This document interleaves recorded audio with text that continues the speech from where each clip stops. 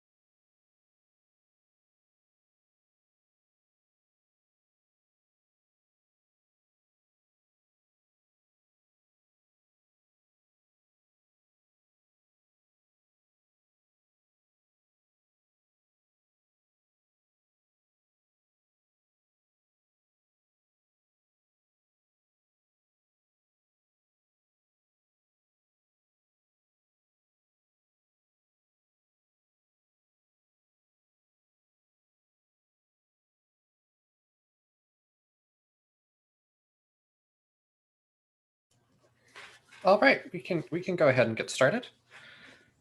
So thanks for coming to the quiz one review. Reminder that it'll be February 2nd during class time. If you haven't already, please do the practice quiz 0. Make sure you know how to submit all of that. We just extended the deadline for quiz 0 today because a lot of people hadn't yet submitted it. So make sure that you understand how to use Gradescope for quizzes and that you understand that process. And then in outline and kind of an idea I had for today is I have all of the questions from the practice quiz. I know that not all of the discussion sessions were able to go over all those questions, and some ran out of time a bit. So we have those questions that we can go over. We can go over homework problems, and we can also go over. I've selected a lot of other example problems that would be new to all of you that we can also do to get some practice. So if you just want to go ahead and type in chat what questions that you have, and if they're more general, like what topics and stuff, then we can go over those as well.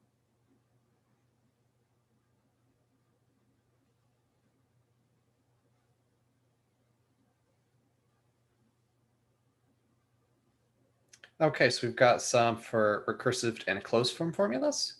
Yeah, we can definitely take a look at that. Um, yeah, and possibly how to move between them. Um, yeah, so we'll definitely take a look at that. Somebody else asked on number 1, do we need to start with n equal to 1? What do you mean by number 1? On the practice quiz? Um, on the practice quiz, yes. Yes, on number 1, you would start with n is equal to 1. Yeah, we did not define that. But yes, in this class, we start all of our sequences with 1, just kind of as a default, but it's always good to make sure of that. So, and also, yeah, some more closed recursive examples.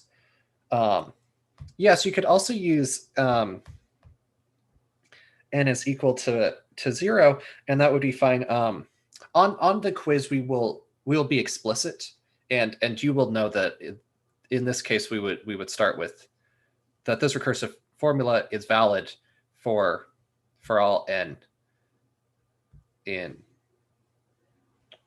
C where n is greater than or equal to 1. We will make that obvious for you on the quiz. Yeah, so that's a really good question. So yeah, we can go ahead and go through some example problems that I picked on how to kind of go between recursive and closed form. So let's go way down here.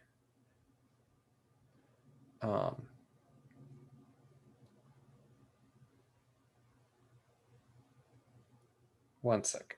My Zoom is not letting me see part of this problem. Okay. So let's take a look at this problem, and we can get some more examples on these closed and recursive formulas. So for this first part, so we've got this sequence 2, 5, 8, 11, 14, 17, and we want to try to find both a closed formula and recursive formula. And then for this second sequence, we want to just find a recursive formula based on these values.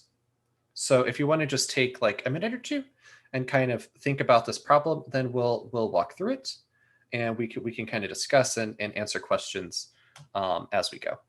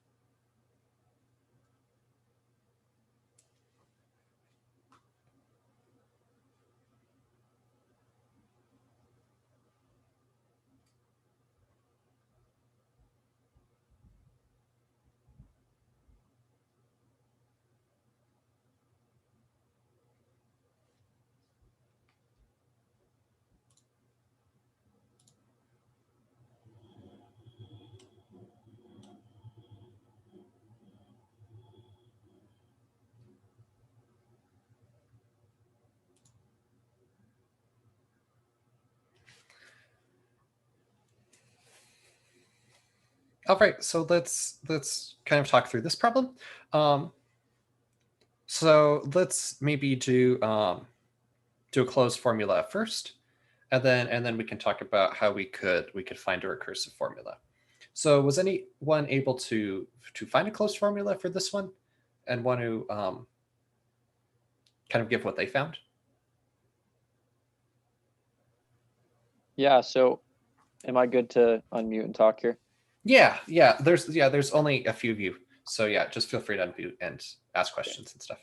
Okay, so I just noticed that each of the terms was separated by 3, and so that means it's a geometric sequence, and so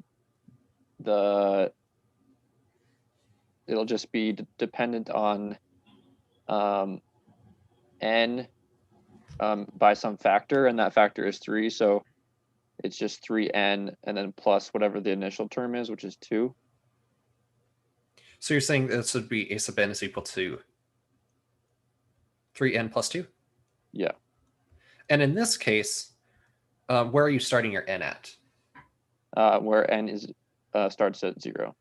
Yeah, so this problem, we would say that this is for all n in the integers, where n is greater than or equal to 0. Alternatively, we could do it with n starting with 1, and we would have the closed form a sub n is equal to 3n minus 1 for all n in Z, with n greater than or equal to 1. And that would also be equally as valid. should we specify like where we're starting our end with that notation? I would, because so say you give this first one as an answer, but you don't tell us where to start.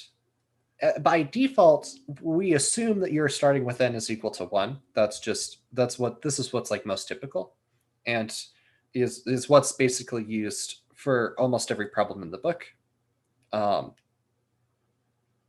that would be wrong. If your n is starting with 1, this first solution is incorrect, right? Because if we start our n with 1, we would get that a sub 1 was equal to 3 times 1 plus 2, which is equal to 5, and that's not what a sub 1 is, because that's not equal to 2. So yeah, I would make sure to specify to specify where your variables are starting, just in case you're doing something different, like starting with n is equal to 0. Does that kind of make sense? Yeah, thanks. Yeah, no problem. All right, so are there any questions with how we came up with this closed form? Noticing that these each increased by 3, so we had some factor times 3 and then some constant. Were there any questions here?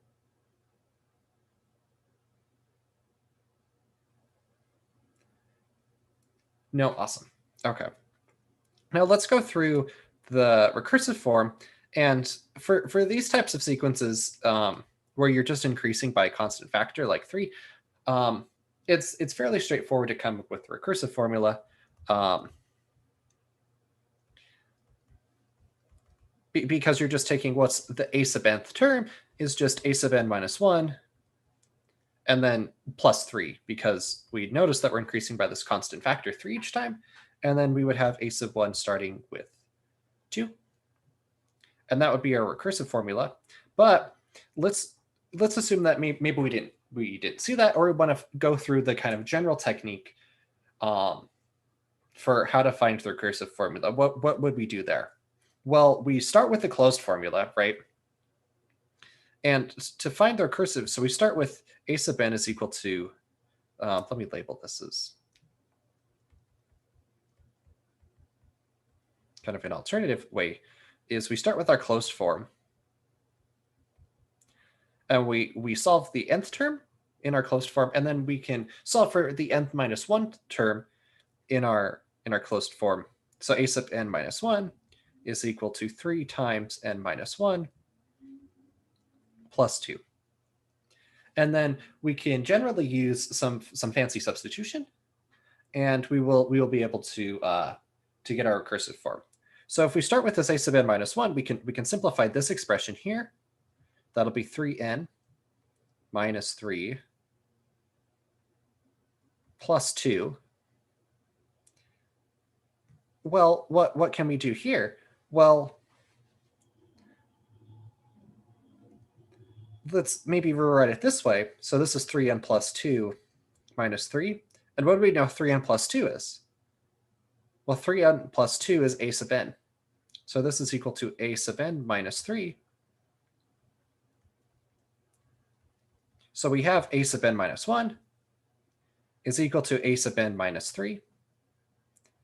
And what does that mean? Well, if we solve for a sub n, that means that a sub n is equal to a sub n minus 1 plus 3, which is the exact recursive formula that we got up there.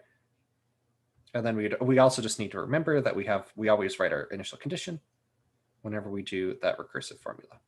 So that would be an alternate way to get to the recursive formula. Are there any questions here with that kind of technique?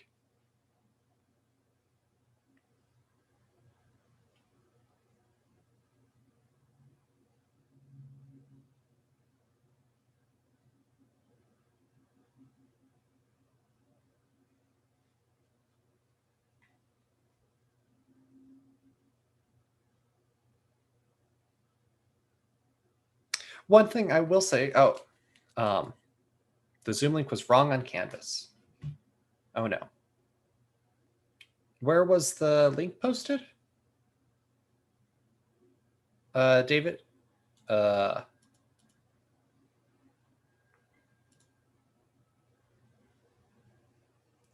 And the provided link is wrong there? Is that what other people had found? Oh, okay. Some people went to the Friday discussion. Oh, okay. I apologize. Okay. Yes, I see. Okay. Yeah, it was the office hours thing. Okay, so hopefully everybody who's in the Friday discussion is here now. That's good. Okay.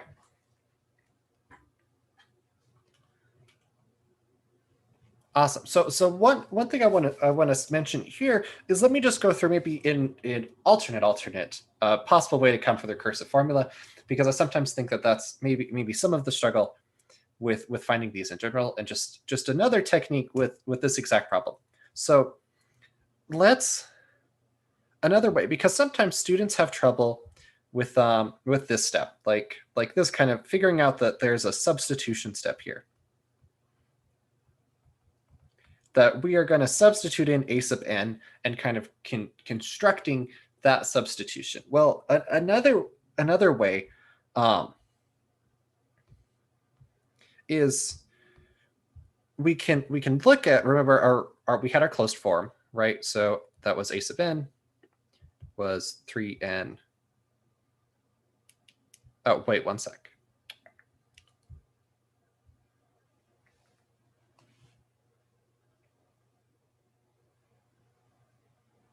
And on this one, I apologize. This would does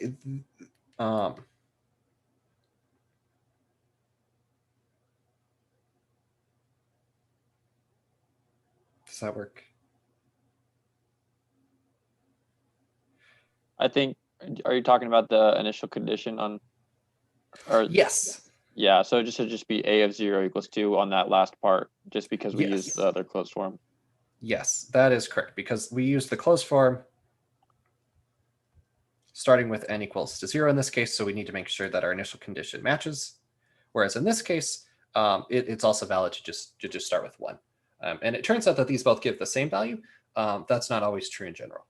So you just have to be just a little bit careful. But so let's start with the other closed form, a sub n is equal to 3n minus 1. And this one we're starting with n equals to 1. So a different technique is to say, well, we start the same way. We've got the nth term, we've got the nth minus 1 term, and we want to find a relationship between the two. Right, and if we kind of assume that they're both related in a certain way, what we can do is we can look at the difference between these. So now let's look at what is a sub n minus a sub n minus 1. Well, a sub n that's 3n minus 1. And a sub n minus 1, well, that's 3 times n minus 1 minus 1. And if we simplify this expression, we'll get 3n minus 1 minus 3n. Then we'll get a negative minus 3 minus 1. So 3n minus 1 minus 3n plus 4.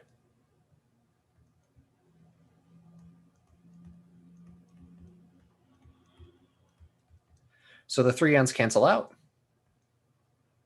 Negative 1 plus 4, that's 3. A sub n is equal to a sub n minus 1 plus 3. And notice that that is the exact same thing that we got here. So just another way that you can also find the recursive formula. Any questions there? Will you go back just for 2 seconds? Okay. Yeah. Just sorry, to the other page that you were. Oh, the other page. Yeah. This one, yes.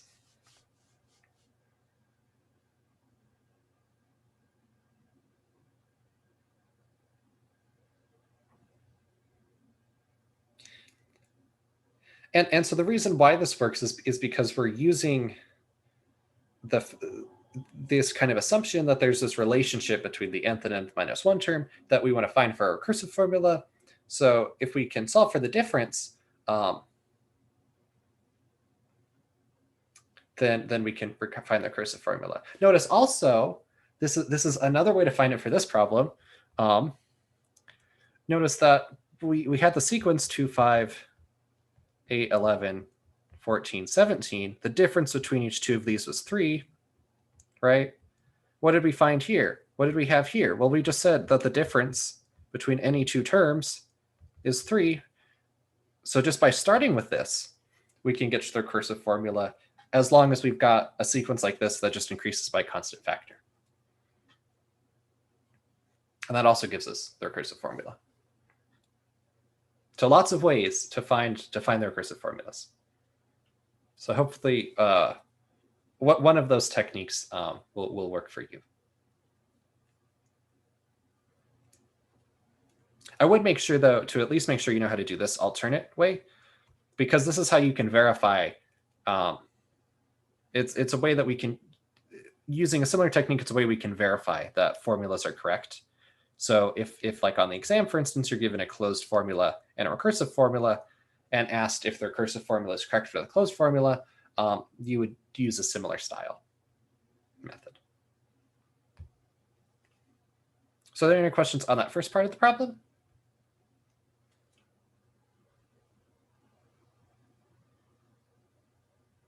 Not really. That seems to be pretty basic algebra most of the way there. Yeah, awesome. Yeah, I just want to make sure, yeah, general enough that we go over a lot of different ways. So when you have more tricky problems or you get stuck with the recursive formula, you have some different ideas on where to go. So let's take a look now at this second formula that we were asked to find this recursive form for.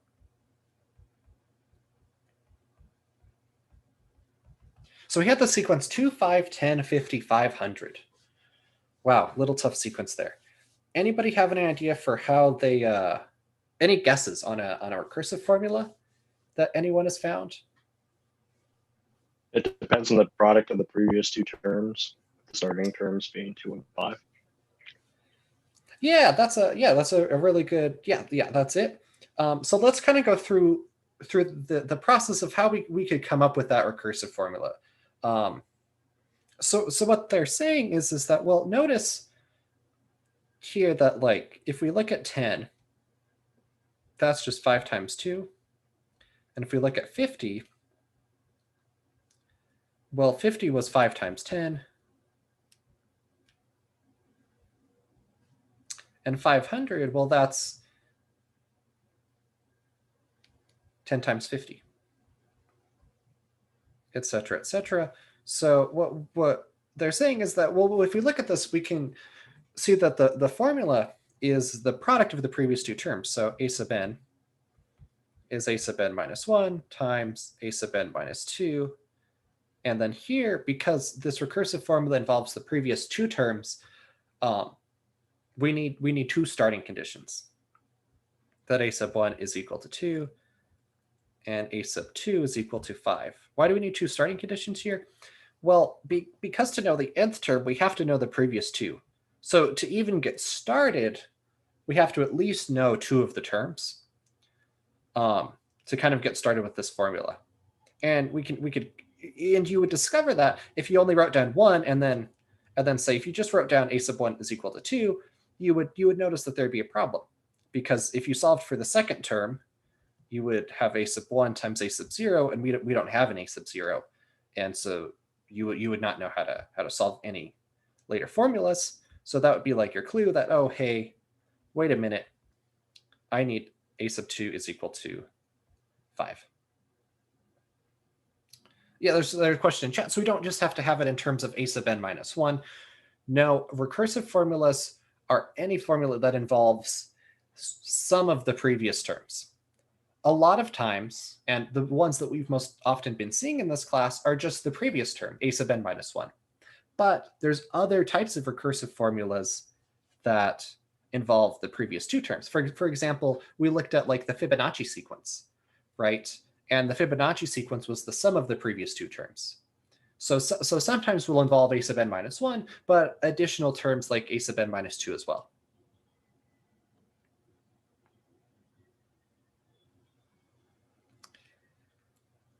Yes, that's a really good question. We'll talk about that, Britton, in just a minute. So yeah, this is the recursive form. One kind of thing I want to go over is how could we come up with this as an idea? Like maybe we didn't see this right away. One thing I always like to do when starting with these kind of recursive formulas is just to see if there's like a simple pattern that I can pick up on. So this is like +3, this is +5, this is +40, this is plus 450. So because there's not like a simple a simple sequence and not in easily increasing sequence, like we see something growing by 3, 5, then 40, then 450. That like me tells me that there's some kind of really exponential growth going on here. Like we're growing extremely fast. So that tells me, hey, let's start thinking about possible products of large numbers, and I kind of look at that. And so that would be like your hint for this problem if you were looking at these differences to be like, oh, yeah, we should take a look at the product between the previous two terms. And then, so let's get back to, so Britton had a question that it was confusing to me that recursive formulas could depend on n itself. Yes, they can, and that's perfectly valid. Recursive formulas do not only have to rely on the previous terms, but they could rely upon n itself. So like a recursive formula, just as an example here, if you had a formula such that like a sub 1 was equal to 3 and a sub n was equal to a sub n minus 1 plus n squared, that is a perfectly valid recursive formula. Oftentimes, though, if n does appear, there is sometimes an alternate recursive formula that is simpler to describe, but these are perfectly valid formulas. Any other questions on these with recursive and closed formulas?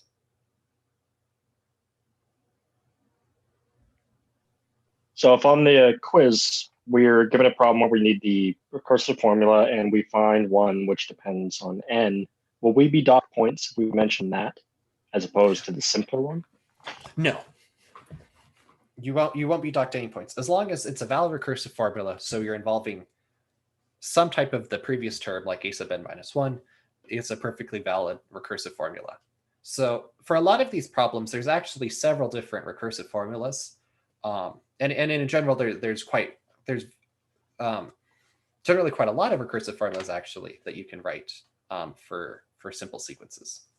So yeah, if it involves an n term, that is fine. You won't be docked points for that.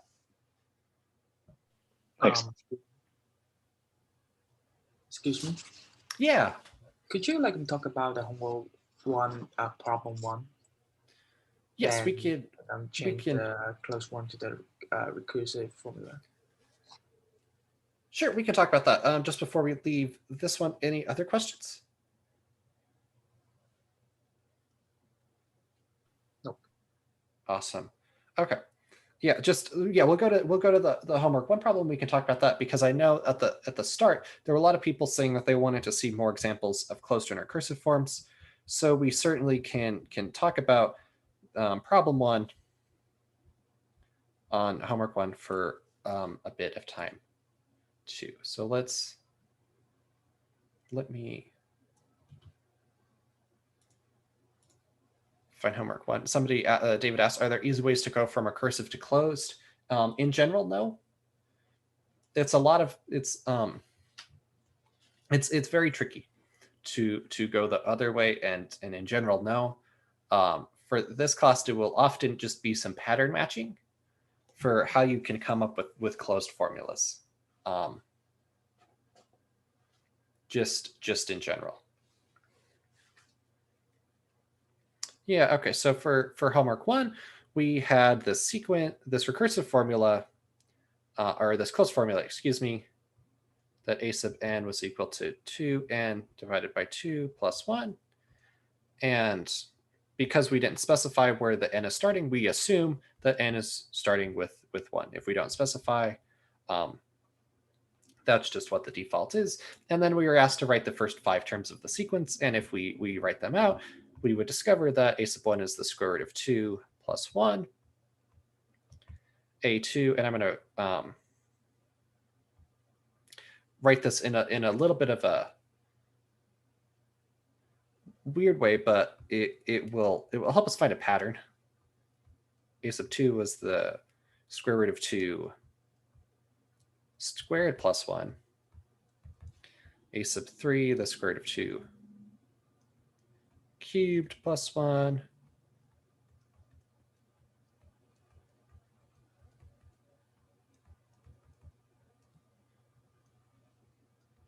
And then a sub 5, the square root of 2 to the 5th plus 1. Mike asked, could we do some that are similar to question 4 on the most recent discussion?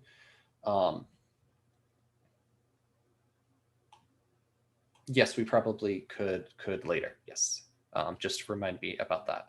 Okay, so we've got this. These are the first 5 terms, and then we're asked, hey, can we come up with a recursive formula for this type of problem? So how do we find a recursive formula?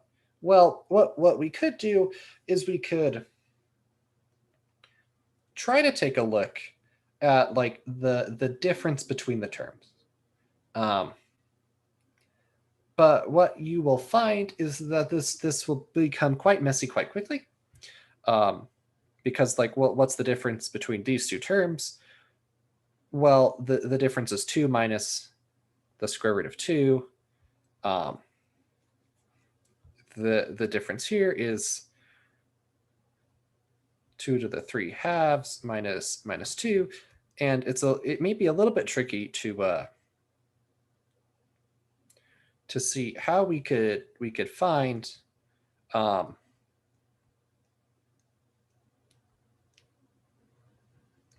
kind of a general form for these type of differences. And I guess if we could write this as 2 to the 1 half, 2 to the 1 minus 2 to the 1 half, 2 to the 3 halves minus 2 to the 1. This would be 2 squared minus 2 to the 3 halves, 2 to the 5 halves minus 2 to the 4 halves, etc. 2 to the 2.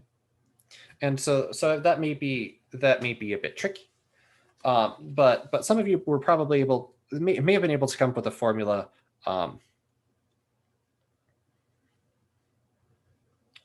possibly based on these differences. Let me think if I can explain this one.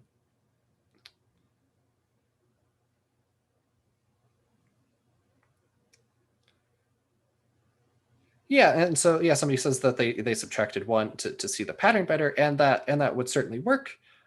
Because what we're noticing here is the growth is just by the difference between 2 and the square root of 2. That may be a bit tricky, but what this person says, well, hey, if we like ignore the plus 1 terms for just a second, how are our terms growing? Well, we've got square root of 2 squared, square root of 3 cubed, or square root of 2 cubed, excuse me, square root of 2 to the 4th, etc. What it really looks like is it's the square root of 2 times the previous term. If we look at that pattern, so we might say, well, it looks like we've got a sub n is equal to the square root of 2 times a sub n minus 1, whatever the previous term is, and then we've got these like plus 1s and stuff that we're gonna that we have to start caring about now, right? Because now we've got to worry about the plus 1s. And why does that cause problems? Well, it causes problems because when you multiply by the square root of 2 of the previous term, you're going to introduce an extra square root of 2 here. And so you may say, well, what can we do here? We could take the previous term, square root of 2 times the previous term. We could subtract out the square root of 2, and then add the 1 that we need. And that would be one way to come up with the formula, doing some kind of pattern matching, saying, hey, it looks like the square root of 2 times the previous. We're adding 1 to each term. So what do we need to do? Let's subtract out the 1/2, the square root of 2 that we would get from the square root of 2 times a sub n minus 1. And that would be another way to see that is we could take the square root of 2 times a sub n minus 1 minus 1. So because each a sub n minus 1th term includes an extra plus 1, we could subtract that out and then multiply by the square root of 2 and then add our 1. And that would also be valid. And then remember, we have to include our initial condition, which in this case was a sub 1 was root 2 plus 1. So that would be one way that we could see the solution by kind of pattern matching style. A different way, like we went over before, is that you could start with the nth term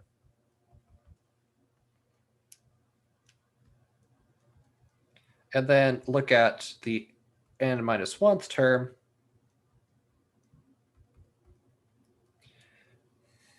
and you could figure out a possible relationship between the two, possibly doing this, taking a sub n minus a sub n minus 1,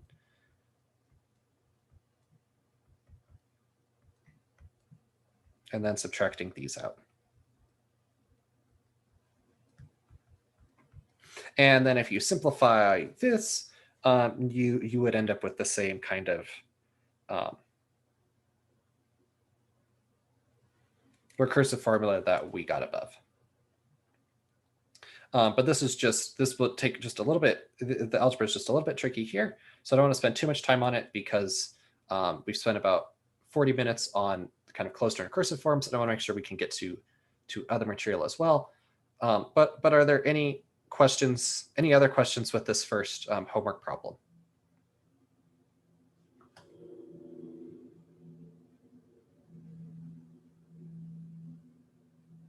Nope. Yes. Could you talk from the an equal to square root 2 an minus 1 from there to talk about it? I don't quite understand it. Yeah, this? Yeah, from there through the end. Yeah. Yeah. So yeah, let's go. How did we come up with that pattern? So what the idea that we had to come up with that pattern was, well, if we take a look at what every term is growing by, right? So if we ignore the plus ones for now, right? We know that there's a plus 1 here, plus 1 here, plus 1 here, plus 1 here. If we just ignore that for the time being, we'll figure out that later. We look at how are these terms growing, right? They're going by factors, right? Right. It's a product of a square root of 2 times the previous, a product of a square root of 2 times the previous, a product of a square root of 2 times the previous. And so that gave us this hint that a sub n is some square root of 2 times the previous value. Correct. But where are we going to run into trouble? Well, we're going to run into trouble because of this plus 1. And why is that? Well, because we've got this plus 1 kind of hidden inside a sub n minus 1. What we've got like the square root of 2 times square root of 2 to some power kind of plus 1. And so when we expand that, we're going to get a square root of 2, an extra square root of 2 term. And if you notice in any of our terms, the term is just always ends with a plus 1. So we need to kind of subtract out that error that we're going to have. And the way we do that is by saying, hey, we know that this is growing as the square root of 2 times the previous, except we've got a plus 1 in everything. So let's subtract out the 1. Okay. So since these all have a +1 stuck to the end, let's subtract out that 1. That way we just get square roots of powers. And then we add a 1 on to the end. So if we do this like a sub, for example, a sub like 3, or I guess let's just do a sub 2 is the square root of 2 times a sub 1, which is root 2 plus 1 minus 1. And if we simplify this, it'll be the square root of 2 times, and here will be the square root of 2 plus 1, and we'll get the square root of 2 squared plus 1 as we desired. Okay, I got it. Thank you. Yeah, so that's kind of the pattern Right. and technique that we did here. Mhm. Somebody asked in the chat, will there be one on the test that is this difficult? This is definitely one of the more difficult problems that we have surely seen in the class. But there certainly could be a problem such as this on the exam. I don't know how difficult the ones will be. We're not finished writing the exam yet, but something of this nature, it certainly could be.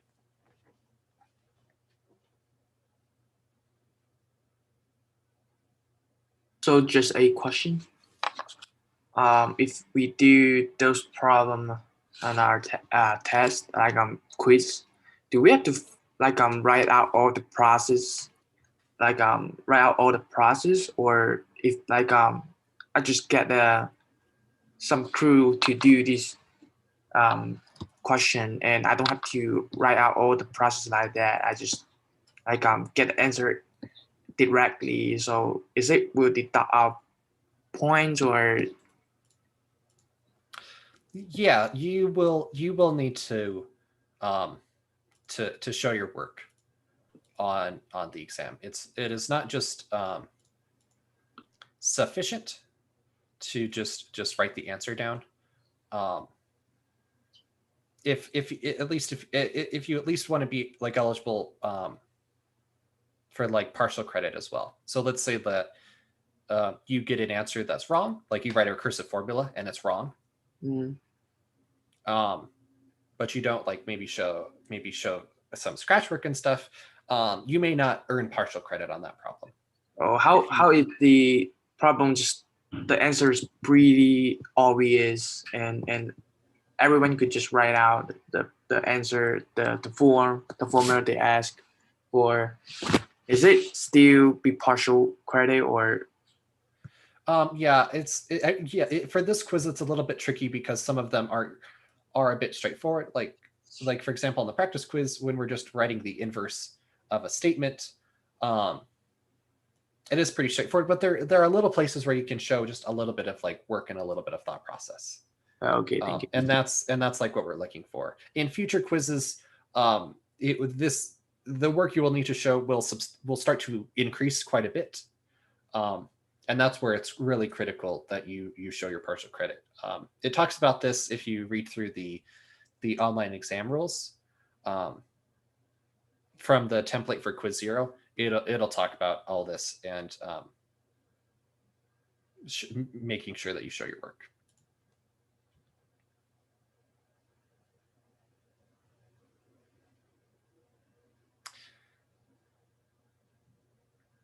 And then, yeah, David says in the chat, we'll need to show our work, but hopefully not make a proof for questions like this, right? Yes, we are just there won't be like proofs on the first chapter or on the first quiz. It's just over chapter what we've learned in chapter 1. So we're not going to ask you to do like the formal proofs and stuff that we're starting to get into now with chapter 2. It'll just be material covered over chapter 1.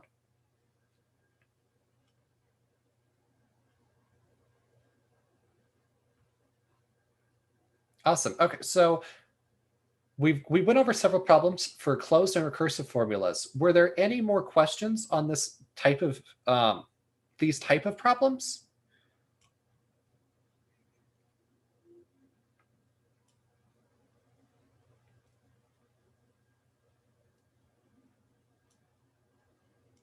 Okay, I'm seeing a no. Okay.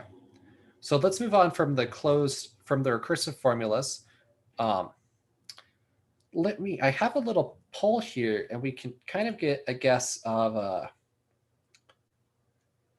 what other topics you would like to do. So we've already done closed recursive formulas, but I'll send you all this poll. And if you could just quickly fill out like if there's a specific topic area you would like to focus on, we can do that, and where you'd like to look at problems from. So either the practice quizzes, the homework, or additional practice. The additional practice questions would be questions that you have not seen.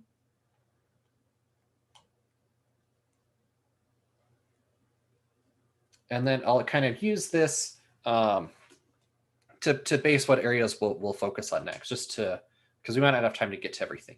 But I want to make sure we get to the material that most of you have questions about. Okay, so it looks like there's about, I think, 3 of you to finish up the poll. I'll give just a little bit more time for you to submit that. Okay, everybody did it. So let me end polling. So it looks like 92% of people said that they want additional practice question to go over the additional practice questions. We will do that then. That far outweighs the people wanted to look at the practice quiz and homework 1. The topics we'd like to focus on. So it looks like 75% want the equivalence of propositional statements. Then it looks like about half want to focus on predicates, and then possibly implications and converse, inverse, and contrapositives at the end. So we'll do that. So let me go to some practice questions, and we will start with equivalence of propositional statements. So let's go to this problem. So here I've got theorem 2 listed, which is kind of how we prove these propositional equivalences. And what we want to do is we want to prove here that not Q and P or P is equivalent to P. So if you want to just take a little minute to think about that one, and then we will discuss.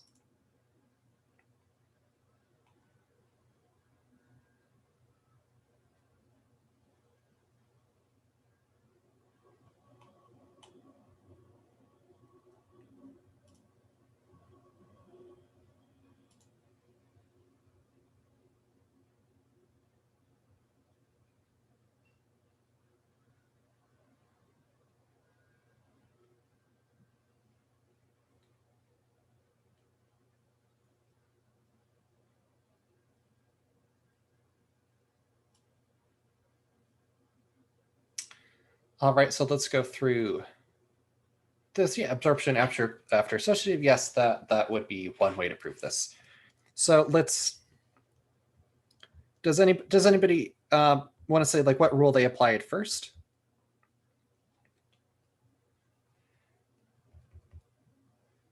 For this problem, or what rule they think we should apply first?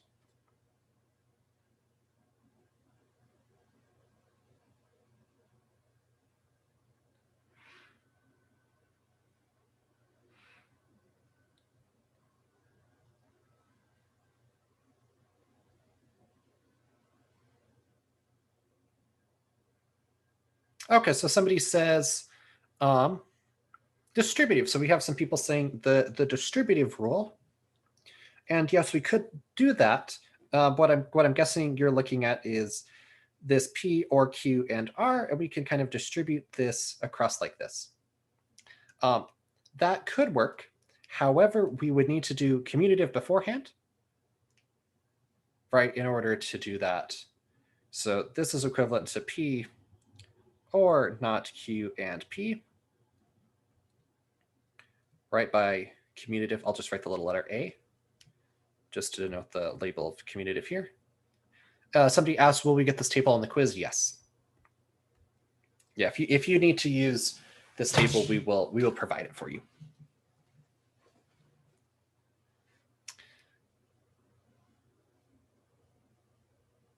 Okay, and then David, it looks like you found a different way. We'll talk about your way after we go through this one with the distributive. Where could we get this? The table is in chapter 1 of the book. I think it's in like section 1.3. It's and theorem 2 in that section, I believe. Okay, so we apply commutative first. Then everybody said, hey, we can do distributive. We've got this P or Q and R thing here. So let's apply distributive. So that's equivalent to P or not Q and P or P.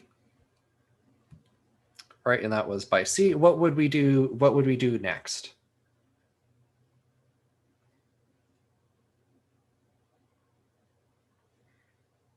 Yeah. Idempotent. And oh no, we've got P or not Q and P. Well, it looks like we did not make much progress, right? What we were able to do is we kind of like flipped the ors and the ands, and we may be running back around in circles, right? Because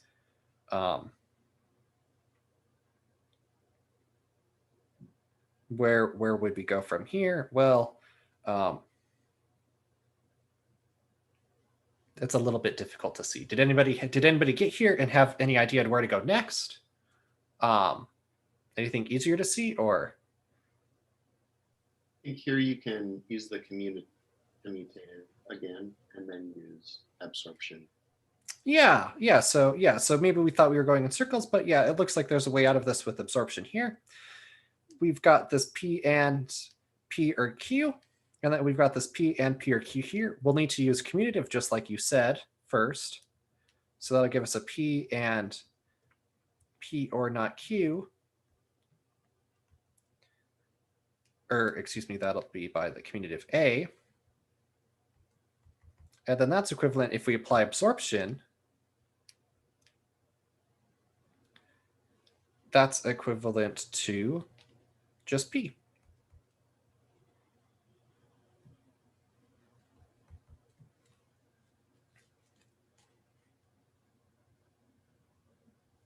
So yeah, so that works perfectly. We verified that it was equivalent to P. There is a different way. We don't necessarily have to use distributive first, and I'll just show briefly describe this one. A shorthand is we can start with not Q and P or P, and that's equivalent to P or not Q and P from commutative. And then if we notice here, well, there's this or absorption, P or P and Q, and we almost have that. If we do commutative here, then we could get a P and not Q. And then we can apply absorption here. Does the not Q not matter in this case for absorption? That's a really good question. And this is a really good question, because I think a lot of students do sometimes get tripped up on this. Because, well, how could we apply absorption if there wasn't a not Q here? The thing that we have to remember is that each of these can just represent some logical statement, right? So it would be okay, for example, to let's take a look at identity here, and I'll show you just kind of what I mean. So what if we had a statement that looked like this? P or Q or C? What if we had something that looked like this? Could we apply identity to that formula? Does anyone want to say what they think? Could we apply identity to that formula?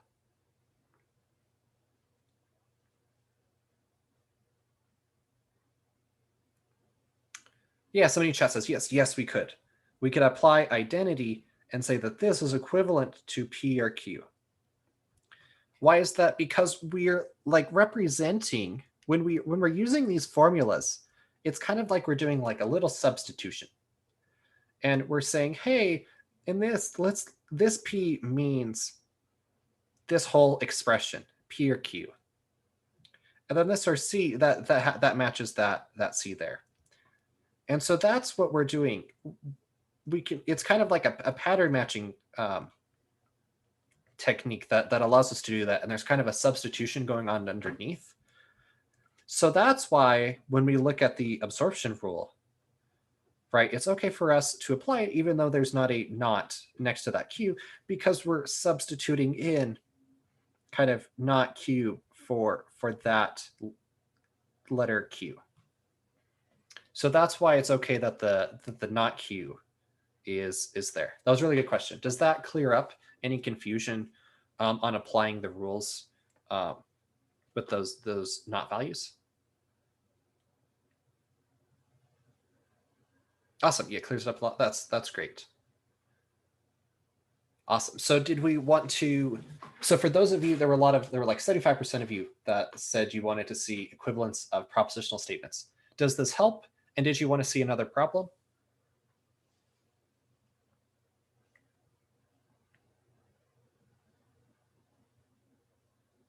Okay, somebody else would say that they would like to see another. Perfect. I didn't have another picked up, but I know of one that should work quite well. Let's do another equivalence, but this time let's use an implication. It's not in our rules, but remember we defined a special way to turn an implication into a statement about ors and nots. Does someone want to type in chat or just say out loud? What is P implies Q equivalent to?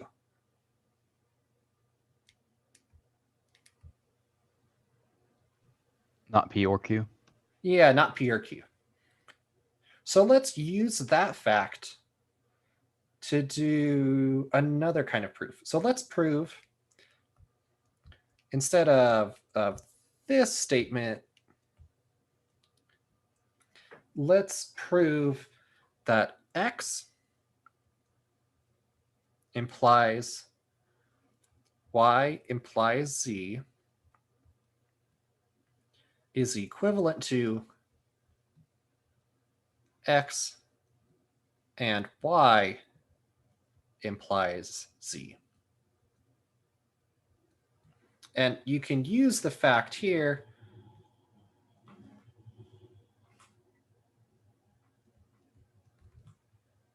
that P implies Q is equivalent to not P or Q. So take a minute or two to think about how we might go about starting to prove this equivalence.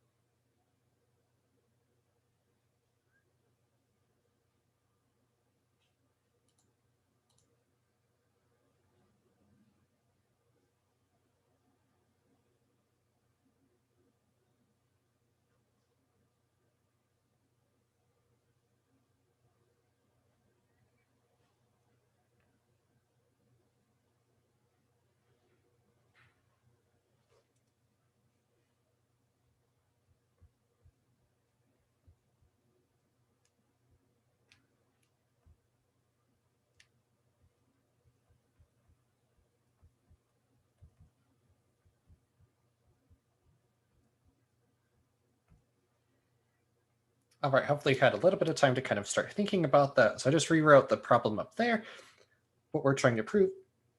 So let's start with the left-hand side and see if we can deduce that right-hand side. So what would be the first rule that we would want to apply? Probably that rule we've used, the not P and Q, not P or Yeah. Q. Yeah, that's Probably do it perfect. both So times. yes, that's perfect. Why do we want to start there? Well, none of these statements have anything to do with implies. So we better convert our implies to ors and nots, which based on this theorem, we kind of know a lot about. So that's perfect. So X implies not Y or Z. And that's by this statement. I'll just label it star.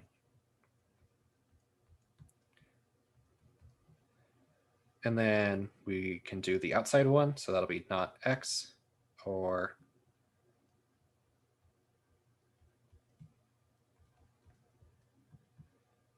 okay. So we applied this implication rule. And now we're here. We've got this not X or not Y or Z. Anyone have a guess on what we would do next? Associative. Yeah, associative. That's perfect.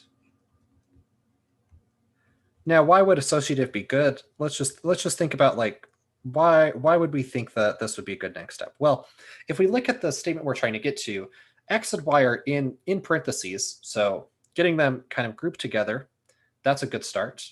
And we know that we're going to want to have this implies Z here.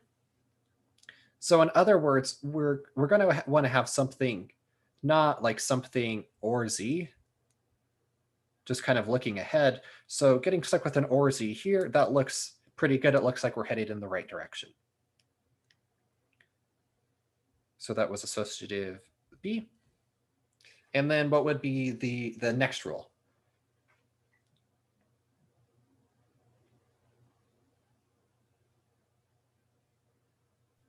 I used Morgan's. De Morgan's law here. Pull Yeah, out the knot. Yeah, De Morgan's law. We know our X and Y don't have any knots on them in our final term. And so we can use De Morgan's law here, right? And we can pull that knot to the outside of the parentheses. So not X and Y or Z.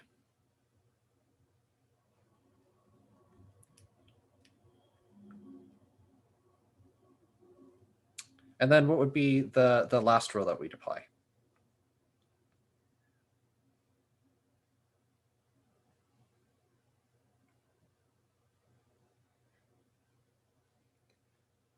So finally, we could just do the implication. Yeah, just put that star.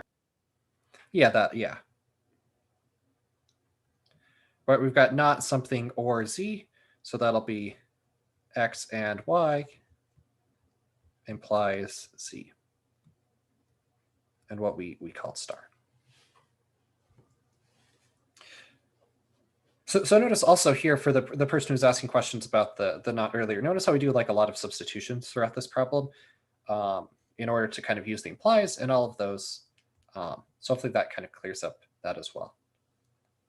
So any questions on this one?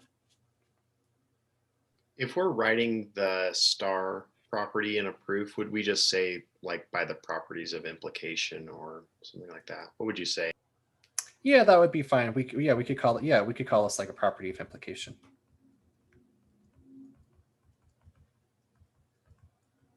So that would be fine. I was just using the star as shorthand just because it takes a little bit of time to write these rules out. Yeah, that'd be perfect. So any other questions on equivalence of propositional statements, since that was kind of the biggest topic that people seem to have questions on?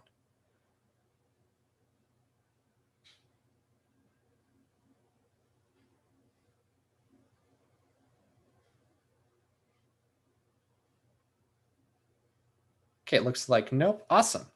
So if nobody has any questions there, let's move on to predicates. It looked like was the next biggest topic. So let's take a look at some examples of those.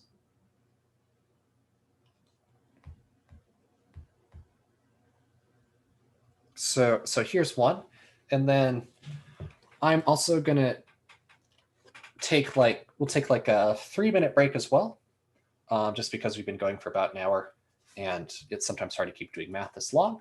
So we'll take a 3-minute break. If you want, you can get started on thinking about this problem, and then we'll come back and talk about it in a couple of minutes.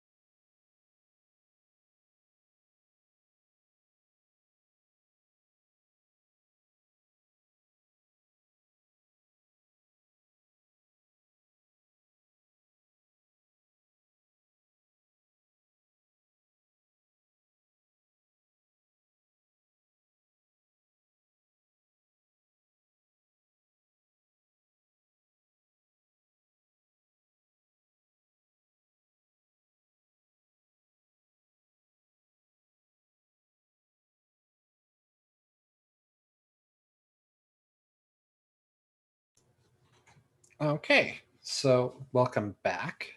So let's go ahead and get started on, hopefully get a little bit of time maybe to think about this one after our little break. So here we're writing the negation of the statements, and then we're going to simplify each of the statements so that there's no not symbol against any that's left of any quantifier. So for problem 1, we want to negate that for all A in the reals and for all B in the integers, that A squared plus B is an integer. So we move the negation through. Right, when we move the negation through, a for all flips to a there exists.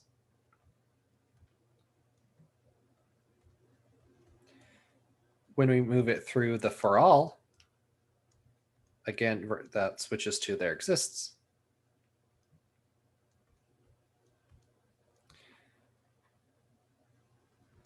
And then we have the statement not a squared plus b is an element of z.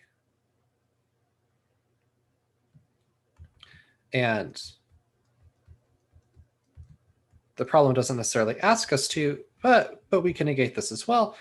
What's the opposite of a squared plus b squared? It's an element of z. Well, that means that the negation of that is a squared plus b is not an element of z.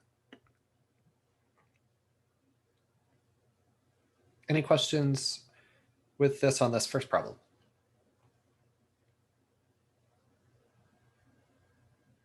Makes sense. Awesome. That is good to hear.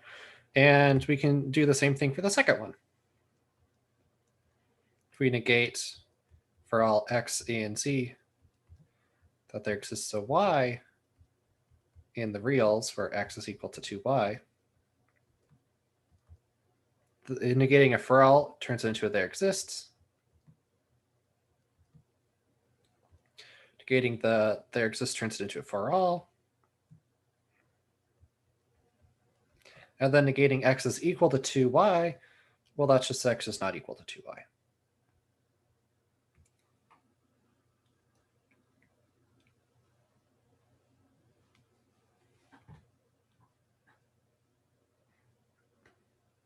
Somebody asked, do we have to show all of these steps, or can we just show the solution and get full points?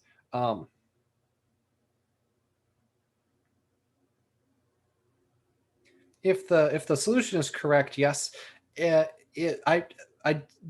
don't think it ever hurts to show more work than you need to. Oftentimes, just historically, like with this class, and the students who show more work will end up just doing better because there's less of a chance that you make a mistake. But for this problem, it would be fine. It's pretty straightforward just to write out the statement. Would be fine.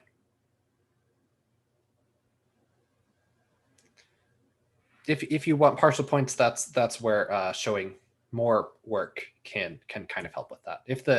If your solution here is correct, we would just mark that as correct based on how this question is worded. But if you mess something up, showing a little bit of reasoning will help in terms of partial credit.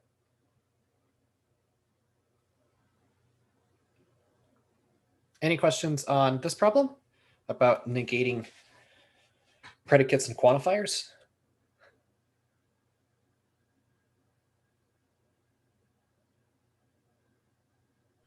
Can we go over which of these problems would be true and false? Yeah, we could just talk about that for a second. Sure. Which do you think would be true or false statements? I think the negation of the first one would be a true statement, while the original would be false. And for the second statement, I'd have to think about that just for a second more. Yeah, this one's a little bit trickier. What this one's saying is that for every integer, there exists an integer such that this integer is there exists a real such that an integer is 2 times a real. I'd have to say And the is second that one's true? also fake.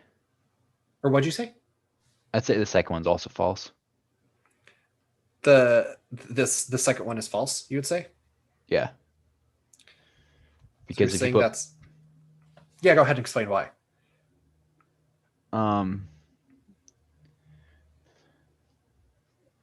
Because there's no way that all x could equal 2y, 2 times something.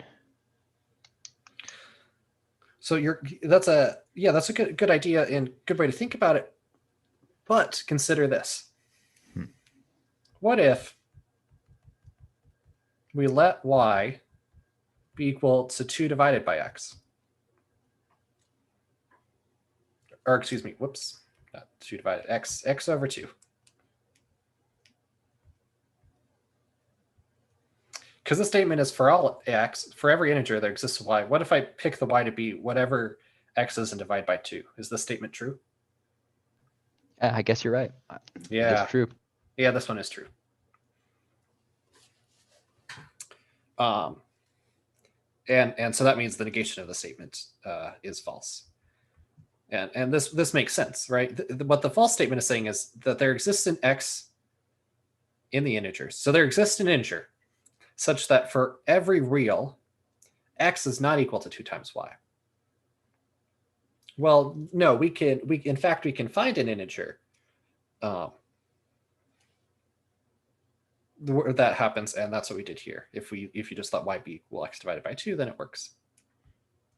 I guess another question related to this is in some of our problems we've been asked to give counterexamples for some of our problems. So maybe we could get a little bit of practice with that because we know some of these statements are true and false. So does somebody have a counterexample to the first statement?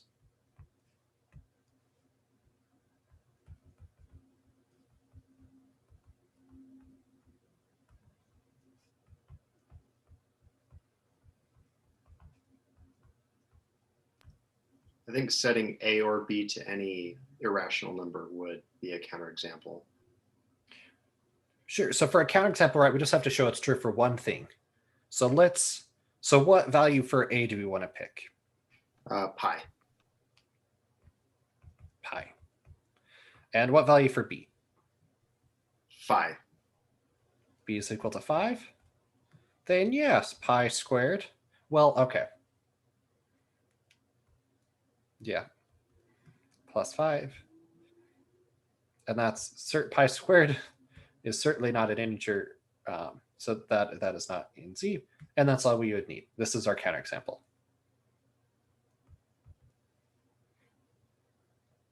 We picked, because we're finding a counterexample for a for all, we just have to show one time, just show for one element that the statement is false. If we were showing a counterexample for like a there exists, like say for problem 2, because we know that this is a false statement, we would need to find a y such that find one y such that for every value of z of x in the integers, it's false for. But for this is a perfect counterexample. Any questions about that?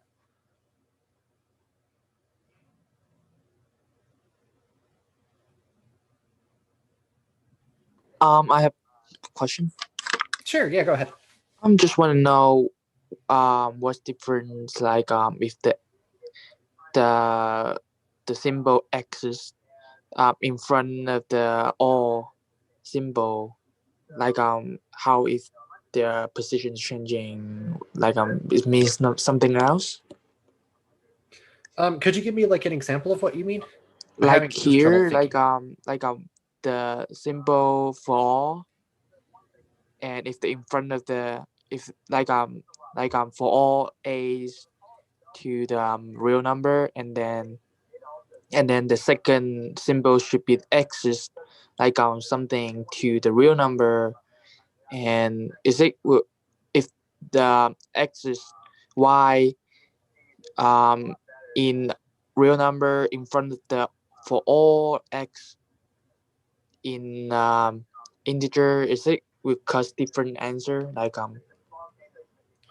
Oh, is this what you mean? So for example, if I have yes, for all x in z, like there exists a y in z. yeah, because I still try to figure out how it works actually.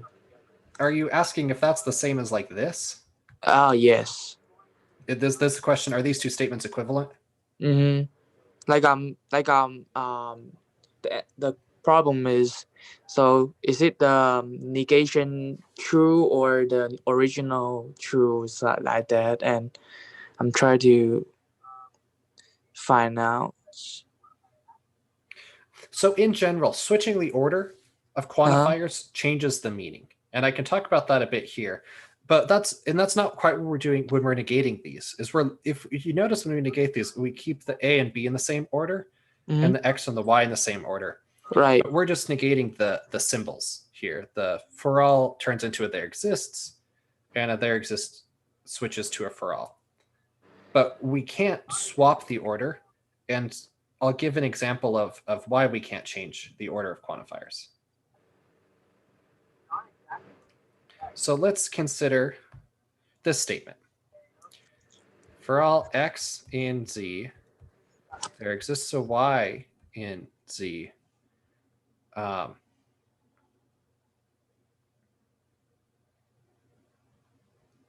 Such that, let me think about this. How do I want to phrase this?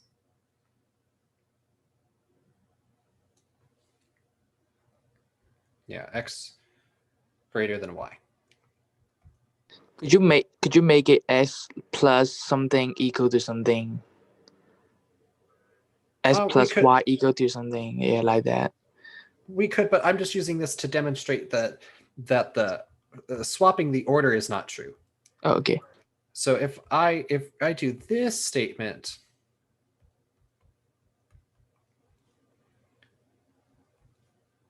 is this statement true? So let's look at the first statement. The first statement is saying is for every integer, there exists an integer that is less than that integer. That's true. Right? If I pick an integer 1, I can always just pick an integer 1 less than it. Right? We could always let y be equal to x minus 1. Whatever integer you pick, I pick 1 less than it. So I'll always be able to find an integer smaller. So this is true. Okay, so if I pick some number for x, so I couldn't pick for y? What's that mean? Yeah, so this one says pick a y first, that there exists a y. So pick a y, and it's got to be true that for every x is bigger than that y. So what's that mean? All the x, like is it the y? What the y pick? Also, x could pick that number too, or the y, what the y picked, the x couldn't pick it anymore. The x could pick because what this thing is, you have to pick an integer first, and then it's got to be true that for every integer, x has to be greater than that. In other words, this statement is saying that there exists a smallest integer. Because this is saying I can pick an integer that is smaller than every other integer. And that's a false statement. This statement is false. No matter what integer you pick for y, I can always find one that's smaller. Namely, my y minus 1 is always a smaller integer. Okay, sort of understand a bit. Yeah, and the reasoning is the order that you get a pick. Because in the first example, like for it to be true for all x's, we pick an x. I just have to pick one y for each specific x. And that's why it's fine. Because no matter what x you pick, I'll just pick y minus 1, and x is always, or I'll just pick x minus 1, and x is always greater than x minus 1. But here I have to pick a y first, and it has to be true for every other integer. So that's why we can't just flip the order of quantifiers. We can't just trade places. In general, you can't swap the order of them. Okay. Thank you. Yeah, no problem. And it looks like that cleared up some confusion from someone else. And somebody said, but if it's z plus, it flips it.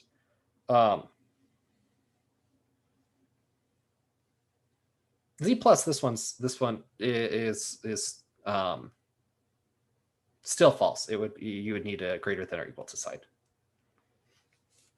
And then it'd be fine because there's a smallest positive integer, there's a smallest positive integer, namely 1. So yeah, if you had z plus, then that would be fine. So the second statement would be true, but if you're in C+, the first statement would be false. So it's a really good observation, David. Hopefully that clears up some questions about quantifiers. Let's move on to another question on predicates, because that was like 60% of students had questions on that. Let's take a look at this problem.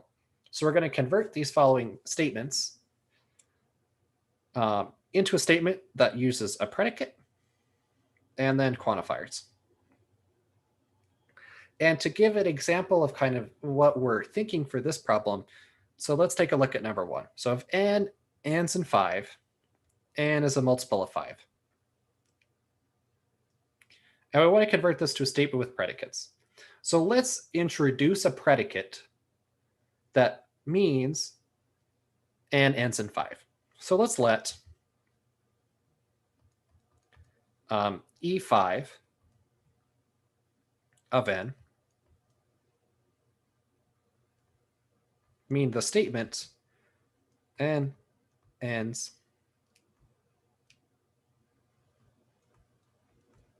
in the digit 5. Right, we're using E to kind of mean the end and the subscript 5 to mean ends in 5, just as a nice notation. You don't have to do this notation. You could say like let P of n be this, but it's just some predicate that'll let us change this English portion. N ends in 5. Yeah, and that's also a perfectly good way, David. So we could also say E of 5 of n is the statement that n mod 10 is equal to 5. Right, we take the remainder modulo 10 and it's got to be 5. So that's also a perfectly good way. And then we could let the statement multiple, so maybe like m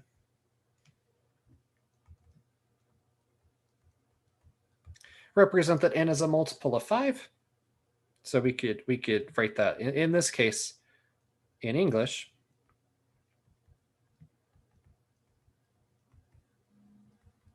Or there's an equivalent. Somebody says we don't use percentage as the mod operator in mathematics. Correct? Not generally, no.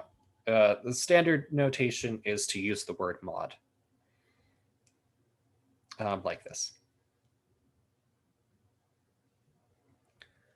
And means that this could be the statement that n is equal to that they're like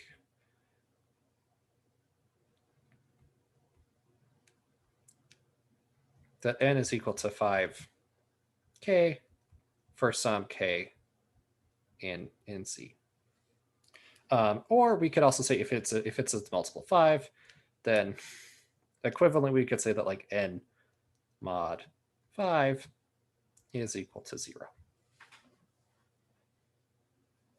Right, would be equivalent way to say that it's a multiple of 5.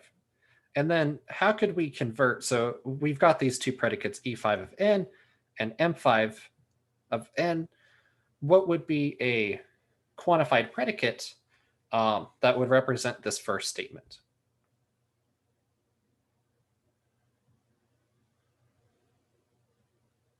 Does anyone have a guess?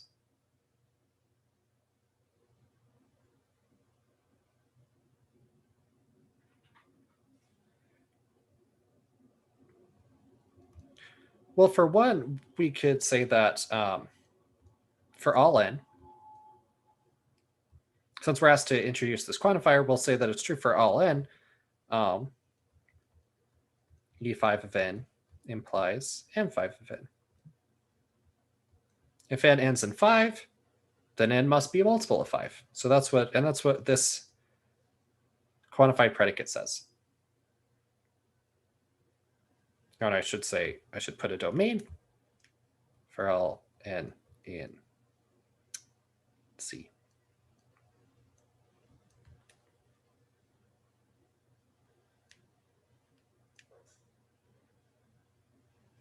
Then we could do a similar thing for 2. right? If m ends in 3, then m is a multiple of 3. We would just have other predicates. Namely, we would introduce like an E3 of n implies m3 of n. So if n ends in 3, then that implies that it's a multiple of 3.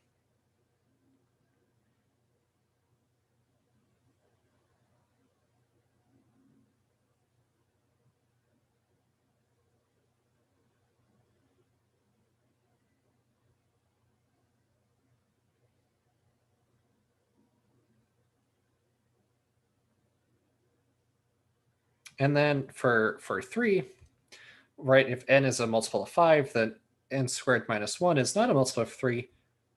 We could do it for all n in Z, and we would introduce, we have this predicate E5 of n, right, and because all of these were if-then statements, that implies not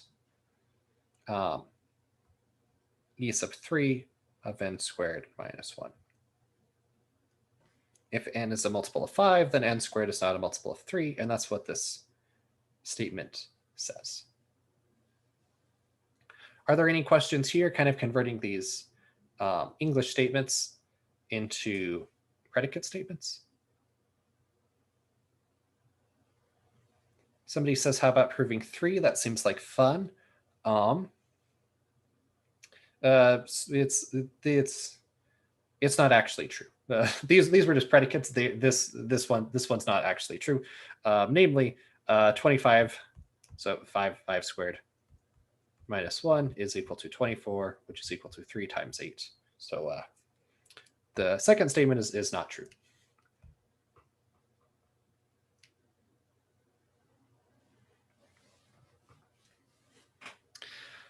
All right, somebody asked, can you explain again why you need to specify that n is an integer?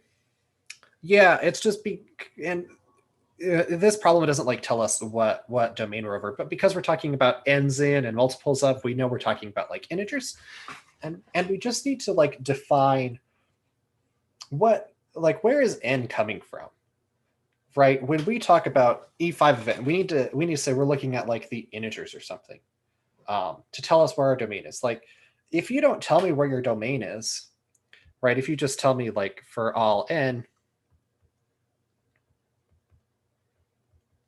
E5 of n implies n5 of n or something, like maybe you're talking about dogs. Like, I don't, because we don't know what the domain is. So like, I don't know, I'll say that n represents like maybe dog fits into this problem. Like, can I put a dog, different breeds of dogs into this formula? Well, no, that won't, like, that doesn't make sense. Or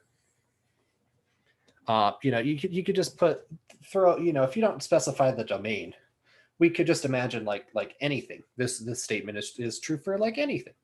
So that's why we like need to specify what our domains are, so we kind of like know what we're all talking about, that we're talking about like integers. Somebody says, if this were a test problem, how do we determine if it's integer, real number, rational number, etc.? We will try to make that explicit. Here we could tell, because we're talking about nz and multiple of. So we'd at least know this was integers or like natural numbers. Would be, but no, when we do the quiz,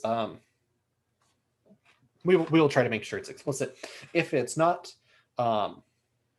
you can always post something during, and if you have any questions on the quiz, you can always try to post it on Piazza as a private message to the instructors, and then we can try to answer that while you're taking the quiz. Somebody says, sorry, this is a question from chapter 2, but is the mod operator fine for non-integer numbers? Yes, but that is way outside the scope of this class, and a very complex area of mathematics. But technically, there is a way you can define it so that it works. But we're not going to talk about that in this class. Awesome. So hopefully that helps with predicates. And where was the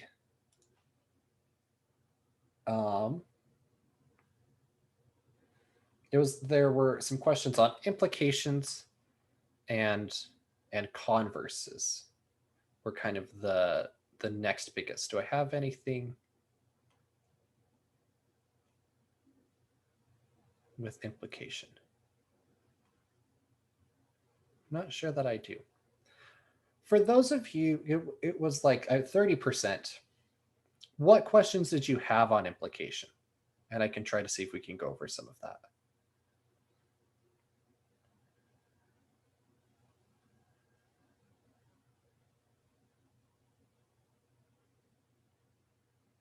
So like for those of you said like are you just struggling on understanding implication and like why, for example, true implies false is false, but false implies true is true?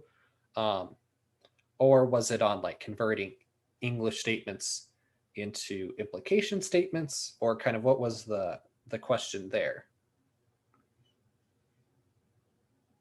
Or if we kind of covered that well enough for you?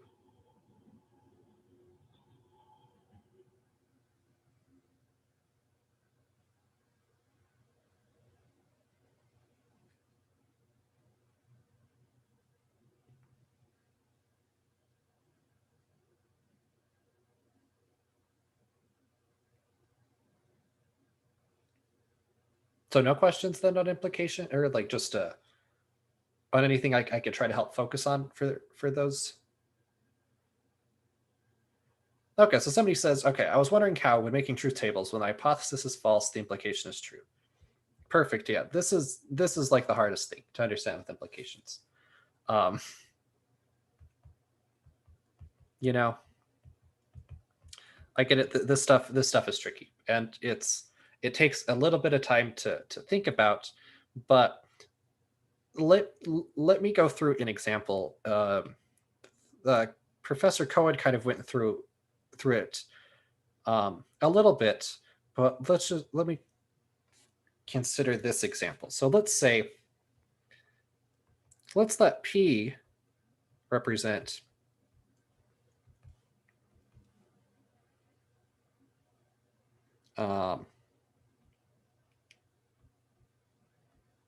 like you mow the lawn, and Q represent the statement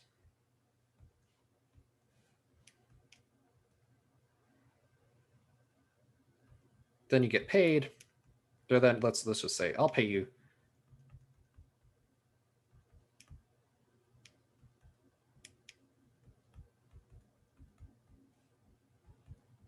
$20. And let's look at P implies Q and the different truth values that could happen. So in other words, P implies Q means, right, if you mow the lawn,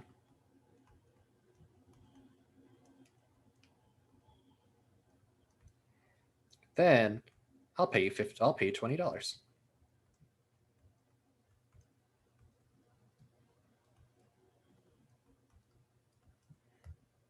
So let's take a look at that. So we've got values for P, values for Q. We've got true, true, false, false, true, false, true, false. And then we're going to put a true or false value for this statement is,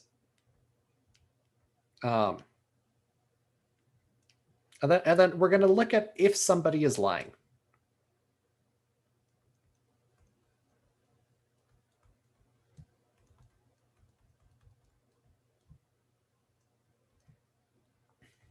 If someone's lying, we're going to write a false.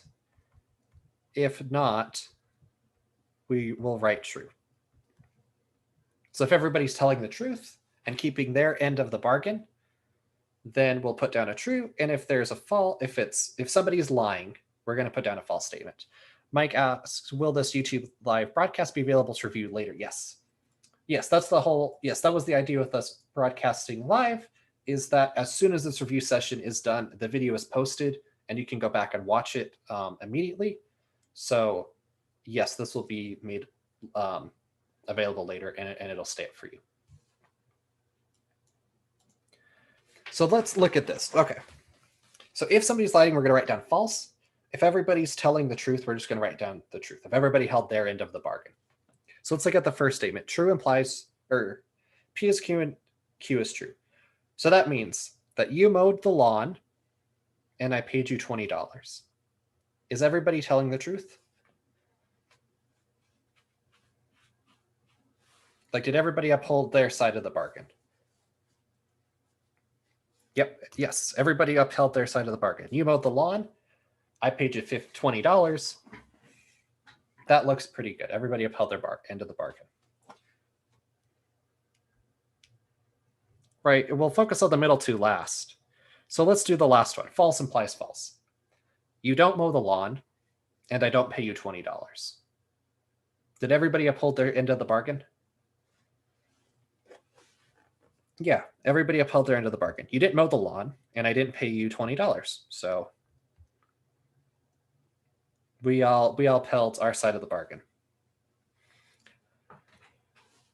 Now let's look at the false implies true. You don't mow the lawn, but I pay you $20. Did everybody uphold their end of the bargain? Yeah, everybody upheld their end of the bargain. I just said I would only pay you if you mowed the lawn. Like, you didn't mow the lawn, but I still paid you. That's fine, right? Everybody upheld their end of the bargain. I can just give you money. I didn't have to give it to you for a reason. But let's look at the true implies false. You mowed the lawn, but I did not pay you $20.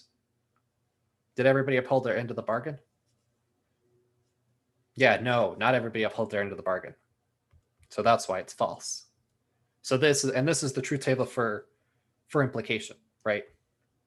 If we just remove this kind of idea about thinking about who was lying and who upheld their end of the bargain, this is just the truth table for P implies Q.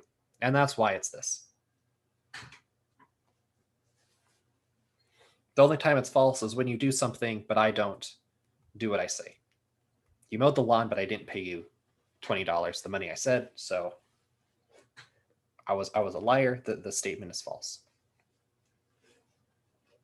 Yeah, so hopefully that helped clear it up. I think this is a really good example for implication. I think it's a bit easier to wrap your head around, and hopefully this helps a little bit more figure out why true implies false is false and why false implies true is true.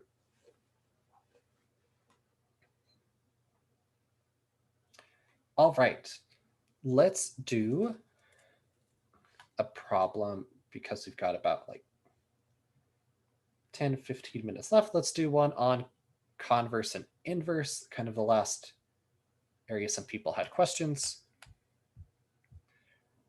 So let's take a look at, I believe, this problem. So we're going to form the contrapositive, the converse, and the inverse for the following statements. If you don't attend the concert, you will get an F in the course. And if you don't eat your breakfast, you will be hungry. Right, so let's recall that for P implies Q.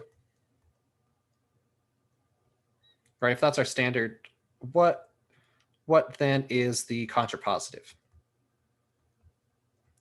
Someone want to say?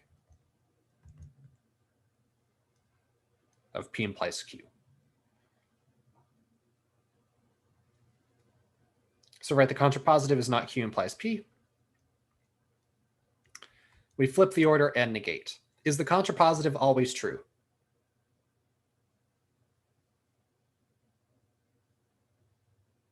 No matter what. Doesn't that depend on the original statement? Yeah, so Because the implication can be false. Yeah, so is this equivalent to the statement P implies Q? Yes. Yes, yeah. So yes, the contrapositive is equivalent. The converse, right? The converse we flip, but we don't negate. So that's just Q implies P. The converse is not, in general, it's not always true. It's not equivalent in general to P implies Q. And then the inverse, right? We negate P and we negate Q. And in general, the inverse is not equivalent to P implies Q. What is the inverse equivalent to?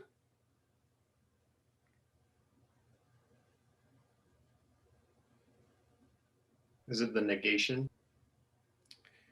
Yeah, no, it's not quite the negation. It's something we've listed up here. The inverse is equivalent to something.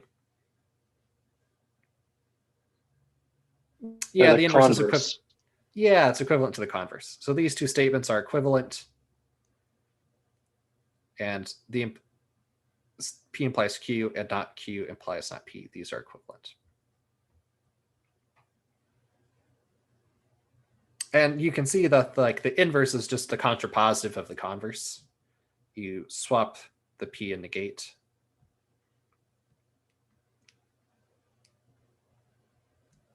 And so let's go through just like a couple of these examples. So one, the contrapositive. So we just negate and flip. So if you do not get an F,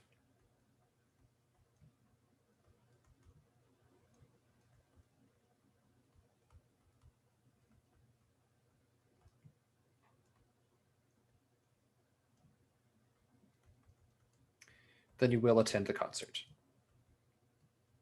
And that's equivalent to the statement that if you don't attend the concert, you will get an F.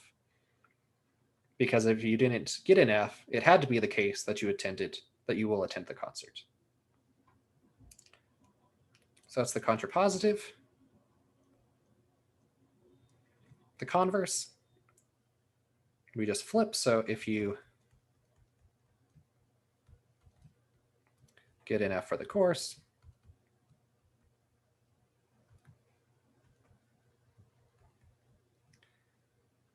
then you don't attend the concert.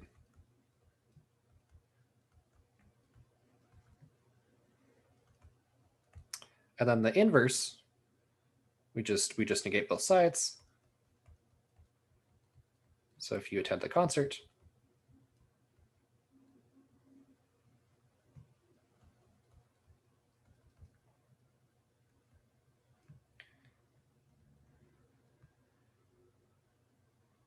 then you will not get an F for the course. And we can see here why the converse and inverse are the same, right? If you get an F in the course, then you don't attend the concert, is equivalent to the statement if you attended the concert, then you will not get an F in the course. And hopefully that maybe helps you see some of these a little bit clearer. And we could go through example 2 is nearly identical. Are there any questions here over kind of the contrapositives, converse, and inverse?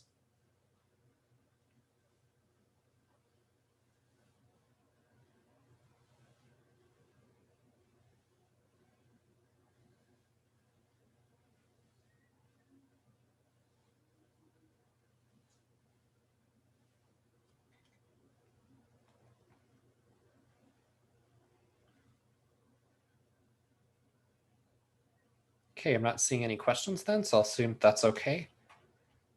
So we hopefully covered kind of a large chunk of the topics for the quiz.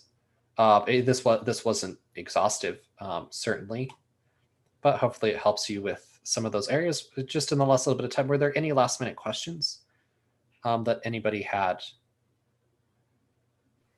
Yeah, Before well, we we go. need to know the stuff on chapter 2 for this upcoming quiz. No. Okay. Not for this upcoming quiz. This quiz will only cover the material on chapter 1. Yeah, so no, you won't have any like proofs or anything from chapter 2. Good question. Any other questions?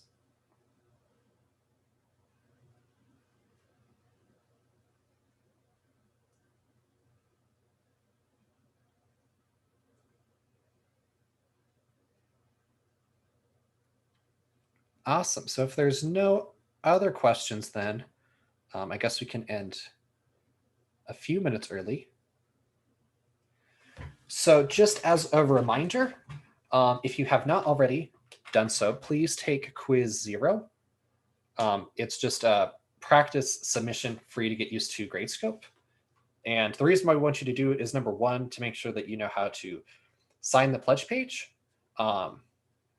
that you can attach your like an index card and files all together into a PDF, and that you know how to match a problem on Gradescope. And we just want you to know that because you'll be in a little bit of a time crunch on Tuesday, right? You have 80 minutes for the quiz, 30 minutes to upload. After that 30 minutes time is up, we won't accept any submissions. Gradescope, in fact, it won't even let you try to submit. So we want to make sure that you all know the procedure and kind of how to use Gradescope. And most importantly, if you have technical difficulties and that something goes wrong, that you can get help. So please go through that Quiz Zero stuff, read all the information about the rules and stuff for the exam, what's allowed and what's not allowed to be used. And that would be really helpful. And then also remember that right, Monday from 8 to 10 a.m. Peter will host additional review session, and you can just join from Peter's office hour link. So if you have any additional questions the day before the quiz, you can get some additional help there. So awesome. So if there's no more questions, thank you all so much for attending this review session. I hope it was really helpful for you all. And then good luck on Tuesday for the quiz. Oh, sorry, I had one more question. Oh, sure. Yeah, go ahead. With regards to Quiz Zero, do we have to turn in our note card with Quiz Zero beforehand? No, not the one you'll use on Quiz 1. You don't have to. So for this one, you would do you could just do like a blank note card. Okay, perfect. Just to make sure that you know how to match up a pledge page, a sample note card, and then match up a problem. Okay, so long as all of those are in one PDF, then that will be okay Yes. for submitting to Quiz 1. Mm-hmm. Yeah. Thank you. Yeah, no problem.